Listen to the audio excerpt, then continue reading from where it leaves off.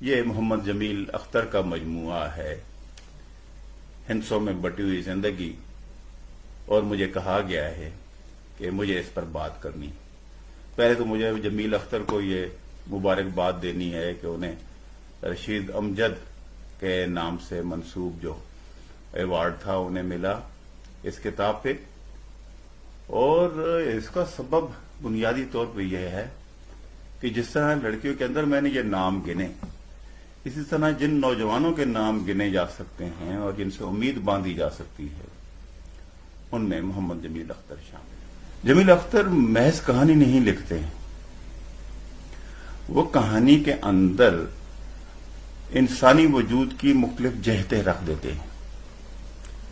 یہ جہتیں نفسیاتی سطح پہ بھی ہوتی ہیں، یہ جہتیں انسان کے وجود پر باہر سے جو چیزیں اثر انداز ہو رہی ہیں، چاہے وہ معاش کے سلسلے میں ہوں، چاہے وہ اپنی بات کہنے کے انداز کے حوالے سے ہوں، چاہے وہ ایک حبس کا شکار جو فرد ہے اس کی آواز ہو، تو دیکھیے وہ انہیں کہانیوں کے اندر بیان۔ اس کتاب کے حوالے سے اگر بات کی جائے تو یہ کتاب دو حصوں میں تقسیم ہے۔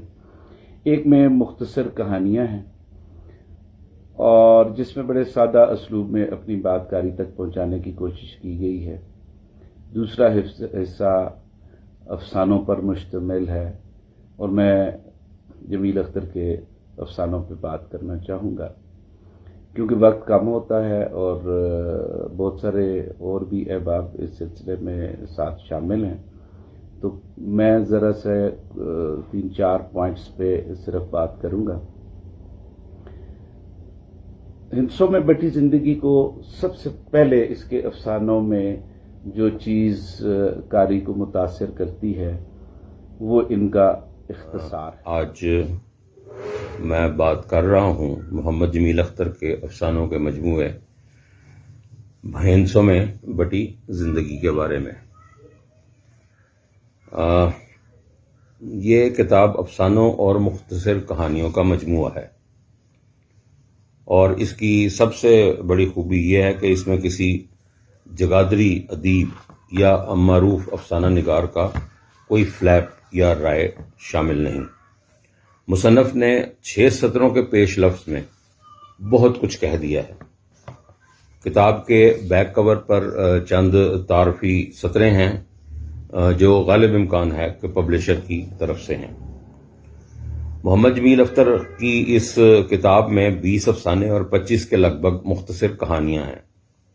مصنف نے ان کو مائکرو فکشن کا نام نہیں دیا، اور اچھا کیا کہ فکشن کی یہ صنف ابھی کلی طور پر اپنی جگہ نہیں بنا پائی۔ اس کتاب کے اوپر مجھ سے پہلے آنے والے مبصرین نے بہت عمدہ گفتگو کی ہے۔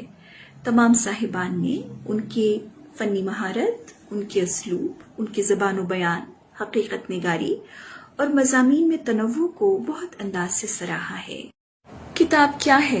درد کی ایک سمفنی ہے جس میں موجود ہر ساز ایک ایسی دھن بجا رہا ہے جو آپ کے دل و دماغ پر ڈائریکٹ اثر کرتی ہے اور آپ کے ذہن و دل کو کچھ اس طرح اپنی گرفت میں کر لیتی ہے کہ راگنی ختم بھی ہو جائے تو اس کا اثر جوں کا توں قائم رہتا ہے۔ یہ یقیناً ایک ایسی کتاب نہیں جس کو ایک نشست میں پڑھ لیا جائے۔ اس میں موجود فکر و فن اس بات کا متقاضی ہے کہ اس کو دھیرے دھیرے پڑھا جائے، تبھی آپ اس سے مستفید ہو سکیں گے۔ دوسرے نمبر پر موضوعات کے اعتبار سے تو یہ ہے کہ اس میں سماجی موضوعات بہت زیادہ ہیں اور داخلی موضوعات بھی موجود ہیں۔ فرد واحد کی تنہائی بھی اس میں موجود ہے، گھٹن بھی موجود ہے، معاشی استحصال پر بھی بات کی گئی ہے، اور معاشی جبر پر بھی بہت خوبصورت افسانے اس کتاب میں موجود ہیں۔ کتاب کا سرورق بہت خوبصورت اور سادہ ہے، لیکن دیدہ زیب ہے، اور ایک شیلف پر کسی بک شیلف پر پڑی کتاب جو ہے یہ آپ کی توجہ اپنی طرف مبذول کرواتی ہے۔ میرے لیے محمد جمیل اختر کا نام اتنا زیادہ مانوس نہیں تھا. مجھے اپنی کم علمی کا اعتراف ہے. ایک فورم پر مجھے ان کا افسانہ جو ہے وہ پڑھنے کا موقع ملا. وہ افسانہ اس قدر مکمل افسانہ تھا کہ میں نے مزید افسانوں کی تلاش میں ان کی یہ کتاب خرید لی. ان 20 افسانوں میں پہلا افسانہ یادداشت کی تلاش میں ہے اور 20واں افسانہ نیند، خوف اور بازیگر ہے. ایک سے بڑھ کر ایک افسانہ ہے. ان افسانوں کی تلاوت کے بعد میں یہ کہنے پر مجبور ہوں کہ جمیل اختر کا دماغ تخلیقی صلاحیت سے بھرپور ہے.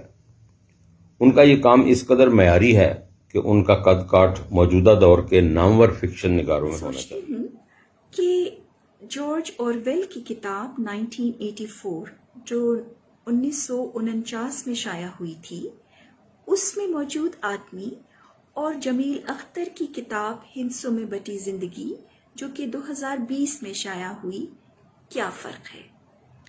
میں دیکھتی ہوں کہ جیرے کالی ہے، بیوہ کی سرگزشت وہی بپتا سنا رہی ہے. ہائبرنیشن کا متلاشی نوجوان اسی کرب میں مبتلا ہے. ہندسوں میں بٹی زندگی ویسی ہی کرلا رہی ہے. تو بدلا کیا ہے؟ کچھ بھی نہیں. آج بھی ظلم و جبر اسی طرح سے جاری و ساری ہے. ارباب اختیار نئی سے نئی داستانیں ظلم ہی کے حوالے سے لکھنے میں، رقم کرنے میں مصروف ہیں. تو وہ ٹیکنالوجی کا زور زورا، وہ پازیٹیوٹی کے شاخسانے، وہ کیا ہیں؟ وہ صرف بھرے پیٹ کے قصے ہیں. آدمی آج بھی تکلیف میں ہے اور یہی موضوع جمیل اختر کی کتاب کا ہے. جناب احمد فراز کے بقول کہ نہ ہمارے حالات بدلتے ہیں اور نہ ہماری نظمیں پرانی ہوتی ہیں. جمیل اختر کے اس افسانوں کے مجموعے میں 20 کہانیاں تو ایسی ہیں جن پر بات میں کر سکتا ہوں، اور لگ بھگ باقی جو کہانیاں ہیں اس میں موجود ہیں تقریباً 25 کے قریب، جنہیں انہوں نے مختصر کہانیاں کہا ہے، وہ صفحے کی 1.5 صفحے کی. شاید میری خواہش یہ ہوگی کہ وہ ان کی کہانیاں پہلے ہی بہت اتنی بڑی یا طویل نہیں ہوتی، وہ چند صفحوں پہ جا کے ختم ہو جاتی ہیں اور اپنا تاثر جو ہے وہ بہت گہرا چھوڑتی ہیں. تو لہذا بہت مختصر افسانوں کی طرف، جنہیں آپ شارٹ فکشن کہہ لیں، اور وہ فکشن ہے بھی یا نہیں یہ ایک الگ سوال بنتا ہے، اس لیے کہ وہ ایک سوال تو چھوڑتی ہیں لیکن وہ ٹائم اور سپیس کے ساتھ مکالمہ نہیں کر رہی ہوتی. خیر، لیکن میرا نظر میں جو جمیل اختر ہے اور جو بہت آگے جانے والا ہے اور وہ بہت کچھ کر سکتا ہے اس باب میں، اس کی وہ 20 کہانیاں ہیں جو ان کے آغاز میں. دیکھیے، ان افسانوں میں کہیں تو ایک فرد ہے جو اپنی یادداشت گم کر بیٹھتا ہے. اور یادداشت کیوں گم کر بیٹھتا ہے؟ اس لیے کہ اس کا واسطہ روزانہ ہندسوں سے پڑتا ہے. یہ آدمی جو نئے زمانے کا آدمی ہے، یہ ہندسوں کا مارا ہوا ہے. یہ ہندسوں نے اس پہ ایسی یلغار کی ہے کہ اس کی یادداشت ختم ہوتی چلی جاتی ہے. اب وہ شخص ہے جس کے بہت سارے مسائل ہیں، اور بیوی جو ہے اس کے تعاقب میں ہے کہ وہ ان جو مشکلات ہیں ان سے نکلنے کے لیے جدوجہد کرے. ایسا نہیں ہے کہ وہ جدوجہد نہیں کر رہا ہے، وہ کر رہا ہے، لیکن بچوں کے لیے یونیفارم ہو، گھر کی سودا صرف لینے کی لسٹ ہو، تو اسے سمجھ نہیں آ رہا کہ اس کے لیے کون سا راستہ اختیار کیا جائے جس سے یہ اس کے سارے مسائل حل ہوتے چلے جائیں. اس کا اپنا وزن کم ہو رہا ہے، لیکن وہ دوپہر کو کھاتا نہیں ہے، اس لیے کہ اس سے کچھ بچت ہو سکتی ہے. وہ چلتا ہے پیدل کئی میل، اس لیے کہ اس سے کرایہ بچایا جا سکتا ہے. وہ اپنے وجود پہ خرچ نہیں کرتا، اس لیے کہ اسے اپنے بچوں پہ خرچ کرنا ہوتا ہے. لیکن ہوتا کیا ہے؟ اس کے تلوے گھس جاتے ہیں، اس کا وجود کم ہوتا چلا جاتا ہے، لیکن وہ ان وسائل کو بڑھا نہیں پاتا ہے اور اس کے مسائل بڑھتے چلے جاتے ہیں، نتیجتاً یہ کہ وہ یادداشت اپنی کھو بیٹھتے ہیں۔ تو کہانی کو دیکھیے انہوں نے کس طرح کس نیج سے بنا ہے، اس ایسا ہی صورتحال ان کے سامنے، یعنی انسانی نفسیات کا جو حوالہ۔ محمد جمیل اختر کی مختصر کہانیاں بھی افسانوں کی لو لیے ہوئے ہیں۔ یہ کہانیاں خاصی مختصر ہیں، لیکن ان میں بہرحال ایک کہانی پن موجود ہے۔ ان کہانیوں میں صرف واقعات ہی نہیں بلکہ مصنف کے تجربات اور مشاہدات کی پوری جھلک نظر آتی اور ہے۔ کہانی دیکھیے 15ویں سواری، بس وہ ویگن جو ہے، وہ وین جو بھی ہے وہ 14 سواریوں کی ہے، لیکن اس میں یہ آدمی جو ہے یہ 15ویں سواری ہے، جس کے کندھے پہ ایک موٹے شخص کے جوتے رکھے ہوئے ہیں، پاؤں رکھے ہوئے ہیں۔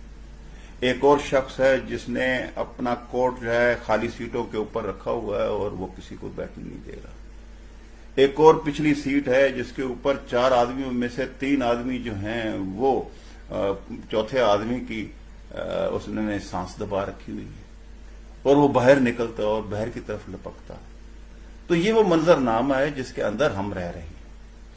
اس سارے منظر نامے کے کچھ معنی ہیں، نفسیاتی سطح پہ بھی ہیں، سیاسی سطح پہ بھی ہیں، سماجی سطح پہ بھی۔ لگ بھگ ہمارا معاشرہ اس کنویں کی طرح ہو گیا ہے جو ان کی ایک اور کہانی میں آتا ہے، اور یہ وہ کنواں ہے جو یوں لگتا ہے کہ ہر شخص کا اپنا ذاتی کنواں ہے، اسی کے اندر وہ گرا ہوا ہے، اس کے اندر کچرا پھینکا جا رہا ہے اور اس کچرے میں سے اسے زندگی کو تلاش کرنا۔ لیکن کچرے میں سے زندگی کو اور پانی کو کتنی دیر تک تلاش کیا جا سکتا ہے؟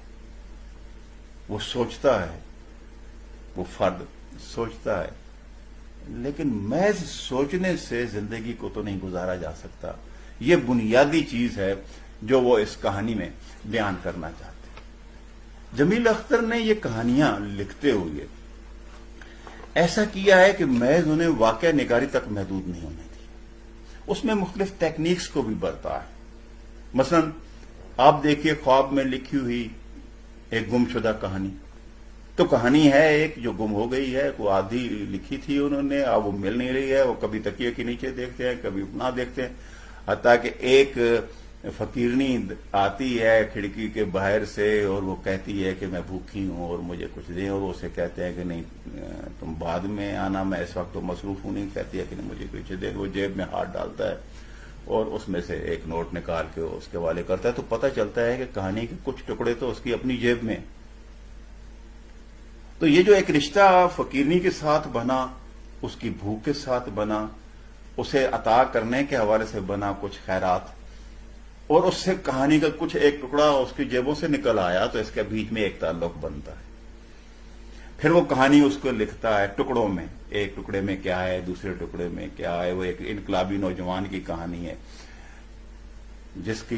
جسے بعد میں محبت بھی ہو جاتی ہے۔ تو وہ انقلابی نوجوان جو ہے وہ اس فرد کے خواب میں آتا ہے، کہانی گم ہو گئی ہے، گم ہونے والی کہانی کا ایک کردار اس کے خواب میں آ جاتا ہے، اور وہ چاہتا ہے کہ وہ اسے پناہ دے اپنے ہاں، لیکن یہ شخص ڈرپوک ہے کہ یہ کہتا ہے کہ پولیس والے میرے آئیں گے اور پلان کر دیں گے اور مجھے بھی گرفتار کر کے لے جائیں گے۔ وہ ڈرا ہوا ہے، سہما ہوا ہے، دروازہ نہیں کھولتا، تو وہ شخص واپس چلا جاتا ہے۔ حتیٰ کہ اس کی آنکھ کھلتی ہے تو وہ فقیرنی کھڑی ہوئی ہے۔ اب وہ جو اسے خیرات کرتا ہے، تو ظاہر ہے ایک دفعہ کہانی کے کردار چلے جائیں تو وہ واپس کب آتے ہیں۔ تو یہ گویا وہ انسانی صورتحال ہماری ان انقلابی یا وہ نعرہ لگانے والے لوگوں کی بھی آپ کے سامنے رکھ دی گئی، جو چاہتے تھے کہ انقلاب آئے اس پوری سوسائٹی کے اندر، لیکن ان میں ہمت نہیں ہے کہ وہ انقلاب لانے والوں کا ساتھ دے سکے۔ تو ایسا ہے کہ یہ لوگ گم ہو رہے ہیں، ان کو اٹھا کے لے جایا جا رہا ہے، انہیں گم کیا جا رہا ہے، اور لکھنے والا، کہانی لکھنے والا، اس کی کہانی گم ہو گئی۔ اچھا، اس میں دیکھیے کیسا تجربہ انہوں نے کیا کہ ایک کردار کو انہوں نے خواب میں لے کے آیا. میں معافیہ شیخ دھرتی رنگ رائٹرز کلب کے پلیٹ فارم سے محمد جمیل اختر کی کتاب ہندسوں میں بٹی زندگی پر بات کرنے کے لیے حاضر ہوئی ہوں. یہ کتاب ان کے افسانوں اور مختصر کہانیوں پر مشتمل ہے. جمیل اختر کا نام میرے لیے کچھ نیا نہیں ہے. میں 2015 سے انہیں پڑھ رہی ہوں اور باقاعدہ تلاش کر کے پڑھتی رہی ہوں. ان کا پہلا افسانہ جو میری نظر سے گزرا وہ ٹوٹی ہوئی سڑک کے عنوان سے تھا، اور بعد ازاں اسی عنوان سے ان کا پہلا افسانوی مجموعہ بھی منظر عام پر آیا. محمد جمیل اختر منفرد اسلوب کے حامل افسانہ نگار ہیں. آپ کو یہ اپنے ہم اثروں میں ایک الگ راہ پر چلتے ہوئے نظر آئیں گے. سادہ بیانیوں پر مشتمل افسانے بھی لکھتے رہے ہیں اور علامتی افسانے بھی، لیکن سادہ بیانیوں پر مشتمل افسانے بھی ان کے ایسے افسانے نہیں ہیں کہ جنہیں آپ کہہ دیں کہ وہ اس میں کوئی تہدار معنویت نہیں ہے، بلکہ وہ معنویت سے پر ہیں. اس کے علاوہ جو وہ علامتی افسانے لکھتے ہیں ان کی خوبی یہ ہے کہ وہ بہت گنجلک نہیں ہوتے. وہ ایسی علامتیں نہیں ہوتی کہ جو قاری کو سلجھانے کے لیے اپنے ذہن پر پورا زور اور دباؤ لگانا پڑے، بلکہ وہ ایسی علامتیں ہوتی ہیں جو عام زندگی سے وہ کشید کرتے ہیں اور انہیں پھر اپنے افسانوں میں ڈھال لیتے ہیں. تو یہ ان کی دوسری کتاب ہے ہندسوں میں بٹی زندگی.